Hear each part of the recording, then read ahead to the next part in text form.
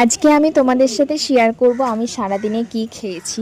সকালবেলায় খেয়েছিলাম টোস্ট, একটু সেঁকে নিয়েছিলাম, আর তার সাথে একটা ডিম সিদ্ধ আর একটা কলা। আর একটু বেলার দিকে প্রায় 11টা সাড়ে 11টার দিকে আমি একটু ফল খেয়েছিলাম, একটু বেদানা নিয়েছিলাম, কিছু আঙ্গুর আর একটা কলা খেয়েছিলাম। আর আজকে দুপুরবেলায় আমাদের মেনুটা খুব সিম্পল ছিল, মেথি শাক ভাজা আর তার সাথে কলার থোড় ভাজা, আর এর সাথে হয়েছিল একটা ডিমের তরকারি। আর বিকালের দিকে আমি একটুখানি কুল মাখা করেছিলাম, যেটা খুবই দারুণ ছিল খেতে। আর সন্ধেবেলার দিকে আমি বাড়িতে ফুচকা বানানো ট্রাই করছিলাম।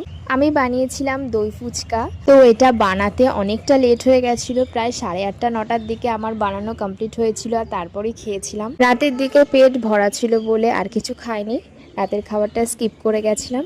তো এটাই ছিল আজকের ভিডিও, আবারও দেখা হচ্ছে পরের ভিডিওতে। আজকের মতো এ পর্যন্ত।